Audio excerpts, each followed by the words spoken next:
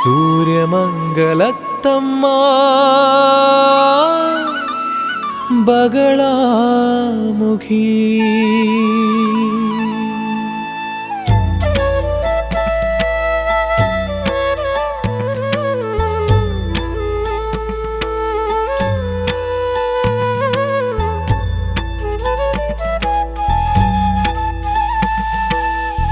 జై జగత్మాత దేవి బగళాముఖి. ఓం హ్రీం బగళాముఖి. సర్వదుష్టానాం వాచం ముఖం పదం స్తంభయ జిహ్వాంకేలయ బుద్ధిం వినాశయ హ్రీం ఓం స్వాహ. ఓం హ్రీం బగళాముఖి. సమస్త భక్తానాం సర్వాభీష్టం సాధయ సాధయ హ్రీం ఓం స్వాహ. గత ఎపిసోడ్లో మాంగళ్య దోషాలు వాటికి సంబంధించిన విషయాలు చెప్పటం జరిగింది. మీరు కూడా విన్నారు కదా. ఇప్పుడు మాంగళ్య ధారణ తరువాత అంటే సపత్ని యోగం, పునర్వివాహ యోగం ఇటువంటివి జాతకంలో ఉంటే వాళ్లకు పెళ్లి చేసి తీరాలి కదా. సపత్ని యోగం ఉంది కదా అని అటువంటి వారికి పెళ్లి చేయకుండా ఉంటామా? పునర్వివాహ యోగానికి వివాహం చేయకూడదా? ఖచ్చితంగా చేయాలి కదా. అలా ఉన్నవారికి ఏం చేయాలి దాని గురించి చెప్తాను, వినండి. మీ యొక్క జాతకమునందు లేక మీ అమ్మాయి జాతకమునందు లేక అబ్బాయి జాతకమునందు ఇటువంటి దోషములు గనక ఉంటే, అంటే మాంగళ్య దోషం ఉంటే, ఆ మాంగళ్య దోషం ఏ స్థానంలో ఉంది అని ఇదివరకే చెప్పాను కదా. సపత్ని యోగం, పునర్వివాహ యోగం, జారపురుష యోగం, వైధవ్య యోగం ఇవన్నీ కూడా టోటల్గా మాంగళ్య దోషం అనే హెడ్డింగ్కి కింద వచ్చేవే. ఇప్పుడు అటువంటి దోషాలు గనక ఉంటే, ఇటువంటి దోషాలన్నింటికీ కూడా ఇప్పుడు మాంగళ్య దోషానికి స్వయంవర హోమం చేయాలని చెప్పాను. కానీ సపత్ని యోగానికి స్వయంవర హోమం చేయకూడదు. బహుభార్య యోగానికి స్వయంవర హోమం చేయకూడదు. బహుభార్య యోగం అంటే అతనికి చాలా మంది భార్యలు ఉంటారని అర్థం. దానికి స్వయంవర హోమం చేయకూడదు. స్వయంవర హోమం ఎందుకు చేయాలంటే శుభ వివాహాలు జరగాలి, అందుకోసం చేయాలి. శుభ వివాహాలు జరిగినప్పటికీ సంతోషంగా దాంపత్య జీవితాన్ని గడపని వారు చాలా మంది ఉన్నారు. దానికి గల కారణాలు చెప్తాను. అవేంటంటే, సాధారణంగా మగాళ్ళందరూ ఏం ఆలోచిస్తారంటే, నాకు రాబోయే భార్య చాలా అందగత్తె ఉండాలి, అందరూ తనని చూసి ఆశపడాలి. ఈ విధంగానే ప్రతి ఒక్క మగాడు ఆలోచిస్తాడు. అదేవిధంగా అమ్మాయిలు ఏం ఆలోచిస్తారంటే, రాబోయే భర్త అందంగానూ ఉండాలి, మంచి ఉద్యోగం కలవాడై ఉండాలి, బాగా సంపాదించేవాడై ఉండాలని అమ్మాయిలు ఆలోచిస్తుంటారు. అబ్బాయి ఇంట్లో ఉండేవాళ్ళు, అమ్మాయి ఇంట్లో ఉండేవాళ్ళు ఆలోచించేది పక్కనుంచుదాం. ఇప్పుడు వరుడు వధువు ఇలాగే ఆలోచిస్తున్నారు. ఇప్పుడొక వరుడు తను కోరుకున్నటువంటి చక్కటి అందంగల అమ్మాయి దొరికిన తర్వాత కూడా, అంటే అందరూ ఆశపడేటువంటి అందం కలిగిన అమ్మాయి తనకు భార్యగా రావాలని కోరుకున్నప్పటికీ చాలా మందిని పెళ్లి చూపులు చూడటానికి వెళ్లి అందులో మనసుకు నచ్చిన అమ్మాయిని పెళ్లి చేసుకుని ఇంటికి తీసుకువస్తాడు. అలా తీసుకువచ్చిన తనని కొంతకాలం గడిచాక, అంటే 2-3 మాసాలు 5-6 మాసాలు గడిచిన తరువాత జీవితం నుంచి పక్కకు తప్పించి అసహ్యంగా ఉన్నటువంటి పనిపిల్లతో బంధం పెంచుకుంటాడు. అలా ఉన్నటువంటి చాలా మంది నాకు తెలుసు. దీనికి కారణం ఏంటంటే, ముఖ్యంగా ఇక్కడ అప్పుడు జాతకంలో పొంతనలు ఉన్నాయి. అమ్మాయి జాతకంలో 2వ స్థానంలో ఉన్నటువంటి పాపగ్రహాలే కారణం. ఆ 2వ స్థానంలో ఉన్నటువంటి పాపగ్రహాలు ఏం చేస్తాయి అంటే, అది తన నాలుక మీద నాట్యం చేస్తుంది.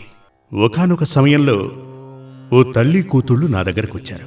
చెప్పారు, నాకు జాతకం ఇచ్చారు, జాతకరీత్యా అన్నీ బాగానే ఉన్నాయి, కానీ ఇప్పుడు తను ఒంటరిగా బ్రతుకుతోందా అని అడిగాను. అవును స్వామి, మీరు చెప్పినట్టే జరుగుతోంది. ఇప్పుడు కొంతమంది ఈ సూర్యమంగళానికి తమ జాతకాన్ని చూపించుకోవడానికి వచ్చి 99% మందికి వాళ్ల జాతకాన్ని చూసి జాతకంలో ఉన్న విషయాలు నేను వారికి చెప్తుంటాను. తరువాత మీరేదైనా అడగదలుచుకుంటే నన్ను అడగండి అని అడగగానే, ఏం చెప్పమంటారు స్వామి, టీవీలో నాటకం చూసినట్టుగా మీరే అంతా చెప్పారు, ఏదైనా పరిహారం ఉంటే మీరే చెప్పండి అంటారు. ఆ పరిహారం రాసిస్తుంటాను. అప్పుడు వాళ్ళు అడుగుతారు, ఆ పరిహారం ఎక్కడ చేయించుకోవాలి అంటారు. వాళ్ళు అడగగానే, నేనొక డాక్టర్ని, మీరొక పేషెంట్, మీ వ్యాధి ఏమిటి, ఆ వ్యాధి రావటానికి కారణమేమిటి, ఆ వ్యాధికి మందుంది, అదే ఇది అంటే మీ పాపానికి పరిహారం. ఈ మందుని బయట చాలా రకాల మెడికల్ షాప్స్ ఉన్నాయి, మీరు అక్కడ తీసుకోవచ్చు. మేము ఒక ఫార్మసీ పెట్టుకున్నాం, కావాలంటే తీసుకోండి, అది మీ ఇష్టం అని చెప్తాం. ఈ సూర్యమంగళంలో చెప్పే విధానం అదే. ఇప్పుడు ఇదివరకే చెప్పిన ఆ కథకు వస్తాను. అప్పుడు ఆ అమ్మాయి వాళ్ళమ్మ అన్నారు, వివాహం జాతకం చూసి ఇష్టపడి మరీ చేశాం, కానీ ఇప్పుడు వాళ్ళిద్దరూ విడిపోయి బ్రతుకుతున్నారు అంటారు. నేను ఎదురుపడితే ఆయనకు నచ్చటం లేదు, నన్ను దూరంగా ఉంచాడు అంటారు. మరో అమ్మాయితో తను సంబంధం పెట్టుకున్నారు, వివాహమై 7-8 మాసాలే అయిందని చెప్తారు. ఇలాగే చాలా మంది ఇక్కడికొచ్చి చెప్తూ ఉంటారు. దానికి కారణం ఏంటంటే ఆ స్త్రీ జాతకంలో 2వ స్థానంలో ఉన్న లగ్నంతో ఉన్న 2వ స్థానంలో ఉన్న పాపగ్రహాలే. 2వ స్థానంలో పాపగ్రహాలు, ముఖ్యంగా శని ఉన్నాడు అంటే వారు ప్రేమపూర్వకంగా మాట్లాడరు, దెబ్బలు తినేలా మాట్లాడతారు. అదే సమస్య. అంటే ఏంటంటే అమ్మాయి అందం అనేటువంటిది చెప్పబడినది పెళ్లి తరువాత తన మాట తీరే. ఎంత అందం కలిగిన భార్య అయినప్పటికీ తన మాట తీరులో చక్కదనం లేకపోతే తను మాట్లాడి అతని మనసు విరిచేస్తుంది. భర్త విరక్తిలో ఉంటాడు. విరక్తిలో ఉన్నప్పుడు ఏమవుతుంది? ఆ విరక్తి వల్ల తన భార్యని దూరంగా పెడుతూ ఉంటాడు. ఈ మాట తీరు ప్రశాంతంగా, వాళ్ళు నన్ను పరిహారం అడిగారు, నేను చెప్పాను. దీనికున్న పరిహారం ఒక్కటే, పరుషమైన మాట తీరు తగ్గించు, సమస్య తీరిపోయినట్టే. ముఖ్యంగా కోపం వచ్చినప్పుడు నువ్వు మాట్లాడకూడదు, నోరే తెరవకూడదు. నీకు ఎప్పుడు కోపం వచ్చినా ఆ సమయంలో పూజా గదికి వెళ్ళిపో, తలుపేసుకో. పూజ గది ఉంది అని చెప్పారు వాళ్ళ ఇంట్లో, అక్కడే ఉండిపో, సమస్యే ఉండదు.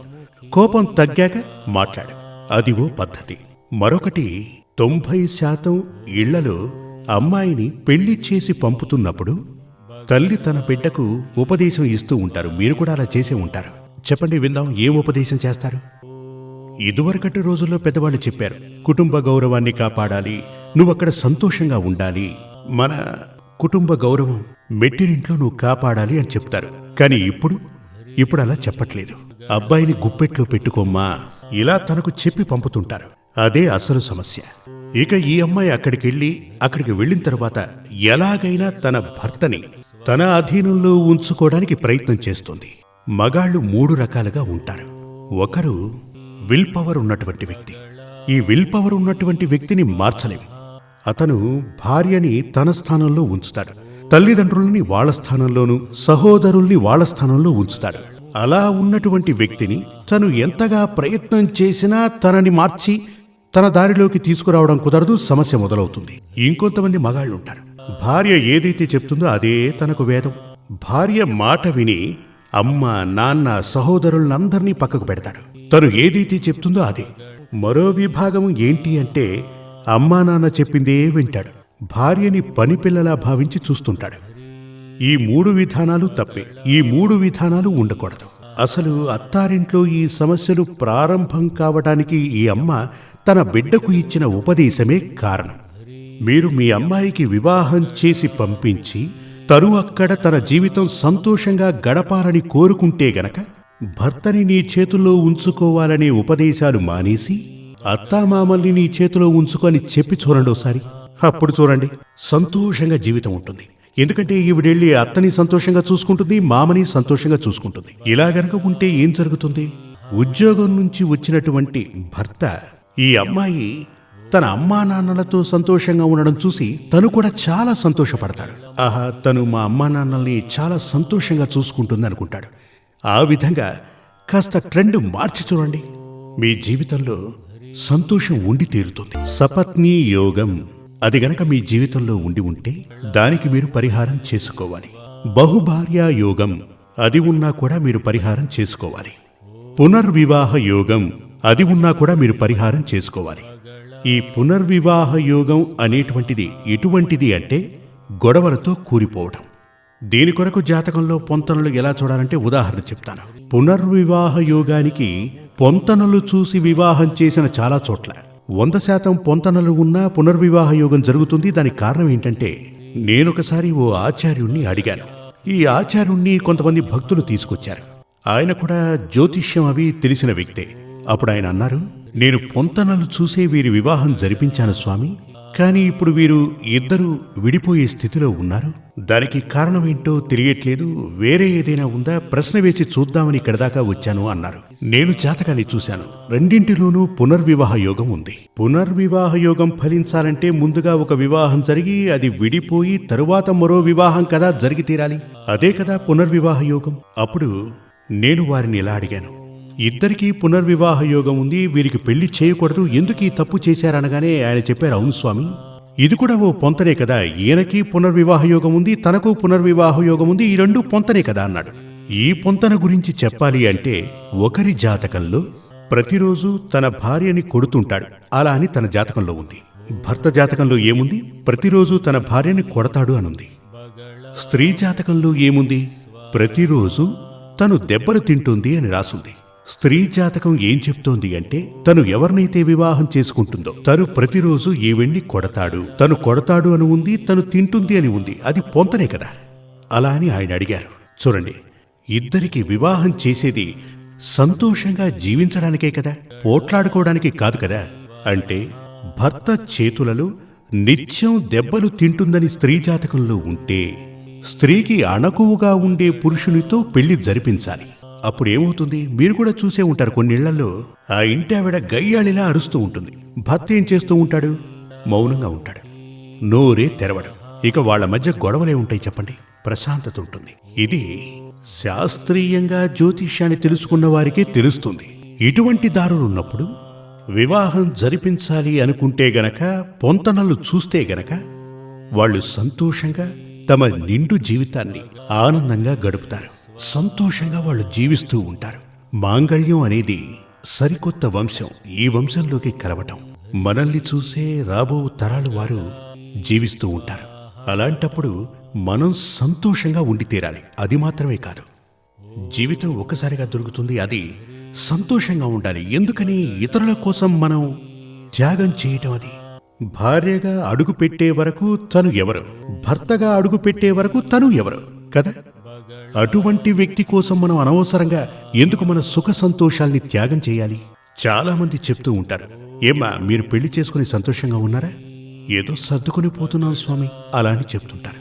మగాళ్ళని గనక అడిగితే విధి అలా అని చెప్తుంటారు. అసలు ఎందుకు ఇలా సర్దుకోవటం? అది అవసరం లేదు. జీవితం సర్దుకుపోవటానికి కాదు, అసలు సర్దుకోవటమే ఉండకూడదు. సంతోషంగా జీవించాలి. దానికి ఏం కావాలి? వివాహానికి ముందే మంచి ఒక ఆచార్యుణ్ణి కలవండి, ఆయన మీకు మార్గదర్శనం చేస్తారు. ఒకవేళ వివాహం జరిగిపోతే దానికి కూడా పరిహారం ఉంది కదా. మీ జీవితంలో అసలు సంతోషమే లేదా, సుఖం లేదా? దానికి మీ జాతకాన్ని తీసుకుని మంచి ఆచార్యుణ్ణి కలవండి. ఆ సమస్య నుంచి మీకు సంపూర్ణంగా విముక్తి లభిస్తుంది, పరిహారం దొరుకుతుంది. జై జగన్మాత దేవి బగళాముఖి. నేను చెప్పేది వింటున్న మీ అందరికీ ఆ తల్లి అనుగ్రహం చేకూరాలి. ఆ తల్లి మీ వెంటే నడిచి నేను చెప్పేది మీకు అర్థమయ్యేలా చేసి దోషాల నుంచి పరిహారం పొంది ఈ క్షణం నుంచి మీరు జీవితంలో ఆనందంగా గడపాలి.